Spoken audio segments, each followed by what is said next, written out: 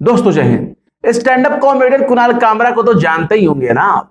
वही stand up comedian Kunal Kamra जिन पर सुप्रीम कोर्ट की अवमानना के दो मामले चल रहे हैं।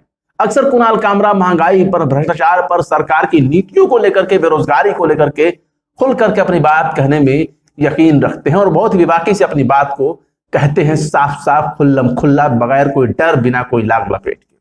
अब उन्होंने महाराष्ट्र में जो सियासी उथल पुथल चल रहा है, जो सियासी राजनीति के एक तरह से आरोप प्रत्यारोप चल रहे हैं, हर पार्टी एक दूसरे के ऊपर आरोप लगा रही है, सरकार अपोजिशन के ऊपर, अपोजिशन सरकार के ऊपर, तो उसी को लेकर के कुणाल कामरा ने एक ट्वीट किया था, जिसके बाद ट्वीट को जवाब देने वाले में कुणाल कामरा के ट्वीट का जवाब देने वाले में एक ऐसे शख्स शामिल हुए हैं जिन्हें फिल्मों का डायरेक्टर कहा जाता है, यानी अशोक पंडित। अशोक पंडित काफी मशहूर है, बहुत तरह के फिल्म बना चुके हैं और बहुत तरह के फिल्मों के लिए वो जाने भी जाते हैं।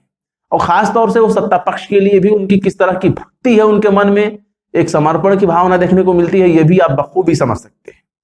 फिलहाल कुणाल कामरा ने जो ट्वीट किया है महाराष्ट्र में बदलते घटनाक्रम को लेकर के, वो क्या है इसको आप देख लीजिए। कुणाल कामरा ने लिखा है कि यदि आप कभी भी जीवन में महसूस करते हैं, अगर आपको लगता है कि आपके पक्ष में कुछ भी काम नहीं हो पा रहा है, यानी आपके फेवर में कोई काम नहीं हो पा रहा है, तो बस याद रखिए कि देवेंद्र फडणवीस रोज 4 बजे उठते हैं और राज्यपाल को फोन करके उनसे पूछते हैं कि मी पुनः येयुका, मतलब कि मैं दोबारा आऊं क्या। यानी इनका कहने का मतलब यह है कि जिस तरह से पिछले बार देखा गया कि रात में या सुबह के तड़के जो है राज्यपाल ने शपथ दिला दी इनके देवेंद्र फडणवीस और अजित पवार को लेकर के, तो उसी के ऊपर ये निशाना साध रहे हैं कि ये राज्यपाल को फोन करते हैं, 4 बजे सुबह फोन करते हैं, कहते हैं मैं फिर से आऊं क्या। तो एक निशाना साधा इन्होंने मजाकिया लहजे। लेकिन इसके जवाब में क्या लिखा अशोक पंडित ने? अशोक पंडित लिखते हैं, अबे चप्पू, 100 करोड़ की दलाली के बारे में भी कुछ बोल, वो तेरे रिश्तेदार लगते हैं क्या। भाषा देखिए, साफ तौर पे कुछ लोगों की विशेष भाषा होती है, उन्हीं से आप पहचान सकते हैं कि आखिर आप इनको किस लेवल में रख सकते हैं। आप उनको उनके पहचान के आधार पर मत देखिए कि उनको किस नाम से पहचाना जाता है, उनका पद क्या है, वो काम क्या करते हैं। लेकिन जो ट्रोलिंग वाली जो भाषा होती है वो विशेष तरह के लोगों में आपको देखने को मिल जाती है। जैसे कि ये लिख रहे हैं अशोक पंडित कुणाल कामरा के ट्वीट पर कि अबे चप्पू, 100 करोड़ की दलाली के बारे में भी कुछ बोल, वो तेरे रिश्तेदार लगते हैं क्या। अब पता नहीं ये मजाक के लहजे में उन्होंने लिखा है कि गुस्से के लहजे में, लेकिन कुणाल कामरा ने इस पर मजाकिया लहजे में एक जवाब दिया है। और क्या जवाब लिखा है, बकायदा रिट्वीट करते हुए उन्होंने लिखा है कि दलाली के सब्जेक्ट पर आप बोलिए सर।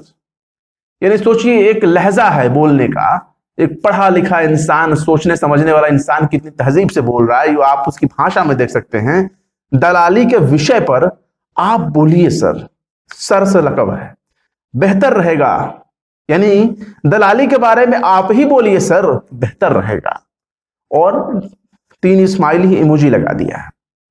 यानी कि इनका यह कहना है कि भाई दलाली के बारे में क्या होता है वो आपसे बेहतर कोई नहीं जानेगा, आप ही बता दें, आप ही इस विषय पर बोल दें।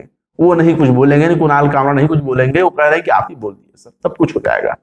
तो सवाल ये है कि महाराष्ट्र सरकार में जिस तरह के आरोप प्रत्यारोप लग रहे हैं, परमवीर सिंह ने जिस तरह से गृह मंत्री के ऊपर आरोप लगाया है और कहा है कि जो है अनिल देशमुख जो है 100 करोड़ की वसूली के लिए बोला करते थे, तो इस तरह के जो आरोप प्रत्यारोप हैं ये काफी गंभीर हैं।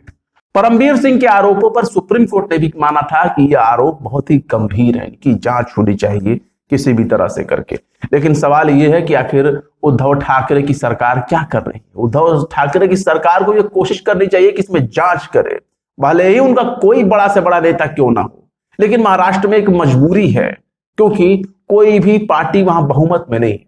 एनसीपी बहुमत में नहीं है, कांग्रेस बहुमत में नहीं है, शिवसेना तो बहुमत से भी दूर है, और रह गई बीजेपी के पास कोई विकल्प नहीं है। एक विकल्प उसने तलाश कर देख लिया था कि अंजाम क्या हुआ। लेकिन सवाल यह है कि आखिर सरकार चलेगी कैसे। उद्धव ठाकरे के लिए फिलहाल अब के कुछ दिन बहुत चुनौती भरे दिन है, क्योंकि अगर राष्ट्रपति शासन लग गया इस तरह के भ्रष्टाचार और करप्शन को देखते हुए, तो फिर बड़ी मुश्किल हो जाएगी। फिर हो सकता है मध्यावधि चुनाव हो जाए, इसके बाद सरकार बनाना ना बनाना एक बड़ी बात हो जाएगी और यह भी हो सकता है कि इसी भ्रष्टाचार के मुद्दे पर भारतीय जनता पार्टी की सरकार महाराष्ट्र में फिर से उछल कूद कर चली आए। फिर क्या करेंगे उद्धव ठाकरे, ये उनके लिए एक बड़ी समस्या बन गई। फिलहाल कुणाल कामरा के विषय में आप क्या कहना चाहेंगे, कुणाल कामरा के इस ट्वीट के बारे में क्या कहना चाहेंगे, कमेंट बॉक्स में अपनी राय जरूर बताएं। वीडियो पसंद आए तो लाइक करें, शेयर करें। विभाग निष्पक्ष स्वतंत्र पत्रकारिता को सपोर्ट करने के लिए हमारे यूट्यूब चैनल टाइम्स मेल को जरूर से जरूर सब्सक्राइब करें। फिर मिलते हैं किसी और वीडियो में एक नई खबर के साथ। जय हिंद।